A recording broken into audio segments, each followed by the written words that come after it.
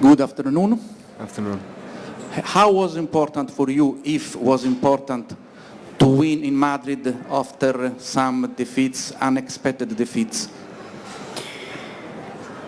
Well, it was very important win for, I think, my confidence level and also for the, Roland Garros coming up around the corner. After Australian Open, I struggled to kind of find my best level, and the win against Dominic Thiem in the semi-finals was very important to kind of build on that win, and then finals was a great performance. I didn't drop a set in Madrid, so for sure I'm coming into Rome feeling good and feeling a bit relieved as well. Obviously it's different when you win a Master Series event on clay. You just feel like you took a step towards where you want to be, and you're headed in the right direction. Novak, before Grand Slams and Roland Garros in a couple weeks, is there anything you do during that week before differently than maybe a big ATP event, or how do you kind of specifically prepare for Grand Slams? Well, again, it's slightly different preparation, I think, for Roland Garros than maybe other slams, because you don't have maybe as much time. I mean, depends on how I play here in Rome, how far I go. If I, have a really good tournament and go all the way, obviously, I'm taking several days off and then starting to train again. So comparing to other Grand Slams, the weeks prior to Australian Open, for example, you have, at least 7 days of training. In Australia, same for US Open, but here it's a bit different because the amount of tennis that you play. So I'm not looking to have so much practice in Roland Garros. I think I'm playing well. I'm in a good form physically. I feel good. I'm motivated. So it's not going to change too much. I've been doing certain things a similar way for many years that have been working for me. So there's no reason to alter it in any way drastically. I've played historically very, very well and successful in Paris. I won the title once, but I played finals several times, many semi-finals. So I know what it takes to go far in the Grand Slam, but my attention is first focused on Rome. Novak, you're going from here to the player council meeting where there's the vote for the board. Yeah. And I'm curious whether you've made your mind up or not on who you're voting for. I'm not asking that, but what I was going to say, whether you have or not. Yeah. What qualities are you going to look for in a candidate? What do you think the next person on there needs? First of all, you guys have to understand that I see the way it was presented in the media. I didn't really like it, and I don't think it's fair that you guys point out myself as the decision maker. I am a president of council, but that consists of 10 players. So the majority decides. I am one of the 10. So I do have respect of players, and of course, and I'm very privileged to be leading the group, but I cannot make decisions on behalf of the group, nor any of my stands can make difference if majority votes for someone else or something else. So that's going to be the same kind of process now. We are having presentations, so 6 candidates are going to present, and after that we will see. Obviously, I don't know what they're going to come up with. When they present, we'll talk as a group and then make a decision. What is a priority for us? What are we? I think what do we want to get out of them? I think we collectively have to understand the so to say a profile of a person that we're looking for, whether it's experience in sport, in business, both. That's to be discussed. If you don't think you should be accountable If you don't think you should be accountable as president, then who should be? It's not about accountability. It's about it's about the way you guys are portraying the whole process. Kind of putting all the weight on one guy. You know what I mean? I am a president of council, but then we are not voting. If you know the system and the structure, the board votes. So we have representatives of a board, so I'm not the one going and voting yes or no on the board. It's 3 board representatives.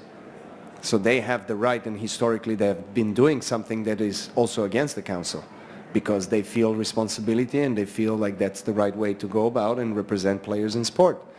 So, we have been selected from majority of the players to be representatives of players, but we cannot always influence player board representatives that are the ones that are going out and voting the way they think they should.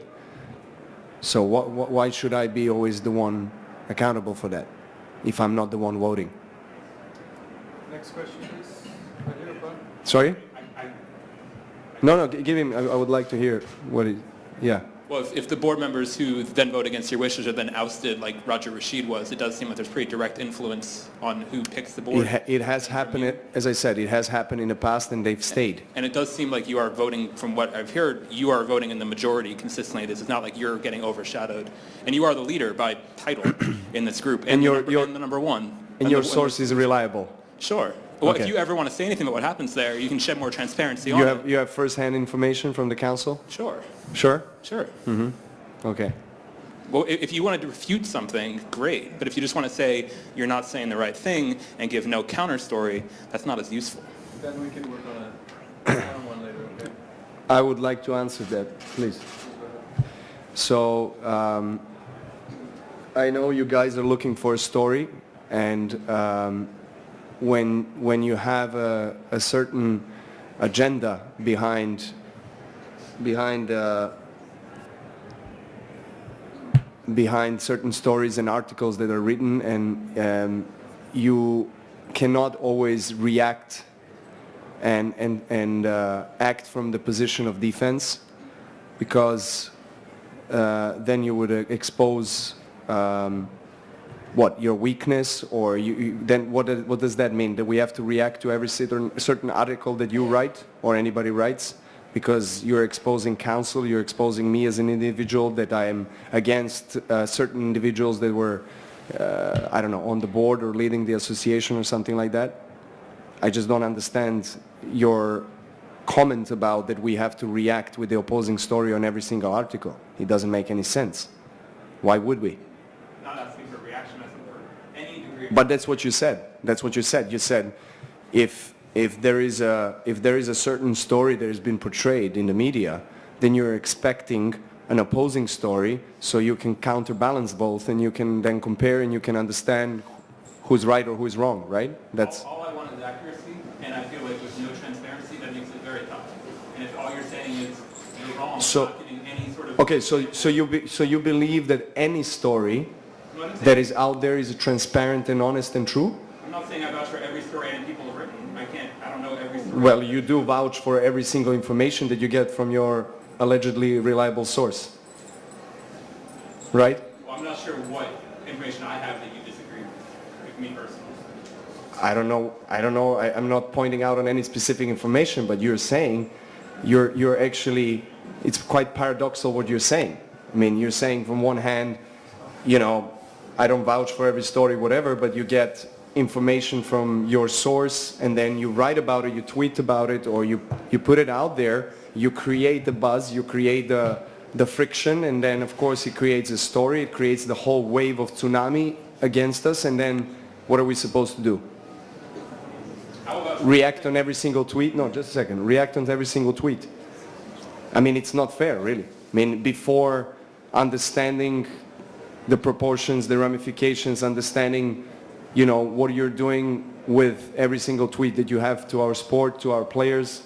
I'm not saying that everything that you're tweeting about or writing about is wrong. Absolutely not. I respect. You're looking for a story. I understand it. I respect you. But what specifically is wrong? If you're saying not everything is wrong, then what is wrong? No, but you're pointing out on a specific information. I'm pointing out on the whole process of what is the way you go about things. You know, that for me, it's not fair. I mean, if you want to write the whole story and understand the both sides, then you would get a little bit more information rather than calling out counsel or myself or anyone else in the process when you get your information from whatever source. When I try to get information for you, you say nothing. So I don't know what I'm supposed to do. And I should let other reporters ask questions because I don't want to take up everybody's time. I mean, okay, I'm not the president of ATP, so you're asking me, you know, I mean, I understand you want to get information from me. I can give you some information. I'm just not in that privileged position to give you, or I can, but then it's not fair towards president of ATP or board members that are supposed to also communicate. I mean, then, you know what I mean? Because, you know, I feel that I've been exposed way too much for being a president of the council and having that role. You know what I mean? Like, everyone holds me accountable for every single thing that happens in tennis at the moment, which I think it's unfair. Because I'm not the only one there, and then, you know, if someone wants to understand the way the structure works, then he wouldn't be having that kind of approach. That's what I'm trying to talk to you about here, not about informations that are going out there. Some of them are correct, some of them are not. I just feel like the way we go about things, there is a lack of respect, I feel like, and just pointing out to one guy and, you know, putting all the pressure on him. So that's why I think that's the only thing. I mean, nothing against you personally. I'm just feeling like the process could be handled differently. Thank you guys very much. Thanks. No, I mean, yeah, they want to ask about tennis for sure. Couple more questions, and then we really have to get back. My favorite here. Thanks, Novak. Not too bad. This conversation. Now, I wanted to know, did you hear that the Italian Tennis Federation decided to double the price for the tickets tomorrow because there is Roger Federer playing? And we were somehow surprised and didn't expect that, especially since Federer was not here for the last 3 years. You have won here more than he did. He never won. So what is your reaction to that? Do you think it's fair? Do you think, because what it was said was that the price was doubled because they wanted to say thanks to those who bought the tickets first. Because they paid less and they must be happy that someone else is paying more. So that is what was the reason which was given. So I'd like to know what you think about, with your sense of humor. Look, this is the first time I hear that information. I don't think that because Roger hasn't won here that it kind of affects his value or what he brings to the world of tennis or any tournament. So I think he is the biggest name, you know, he's historically the guy that won the most titles, and he's a huge brand in sports worldwide, one of the biggest of all time. So from one side I maybe can understand. I mean, I don't feel offended by that, or I don't feel it has disrespected me or Rafa or anybody else. But I mean, bottom line is that if it brings more tickets and more attendance to this tournament, that's great. That's great for everybody, you know. I hope it does. If not, then too bad. Last question, Okay. please. Are you surprised that Zverev lost today? And what do you think about Cecchinato as a player? I'll answer the Cecchinato first. I respect him a lot. I think. Berrettini. I'm sorry. Okay. Berrettini won on Zverev. Okay. I haven't watched Berrettini too many times. I've seen he has done really well in the last 12-15 months. I think, you know, he's won some titles and he's played really well. He's very tall, very strong guy. Has a big serve and moves well for his height. I watched it in the locker room a little bit, and they have kind of similar styles. I mean, they're tall and big serves, and look, Matteo had a huge crowd support. So, you know, if you're playing in Roma and then the whole stadium is supporting you, it can be a big advantage, you know. And he didn't have really anything to lose. And Sasha is already established top player. He's expected as a top player to reach final stages of a tournament. And then, of course, all these expectations can sometimes play with you mentally, and on the court you're just uncharacteristically maybe sometimes make some errors and you can't play certain shots that you normally do. So it's well done to Berrettini. I mean, what can you say? It's a great success for him. Thank you. Thank you, guys.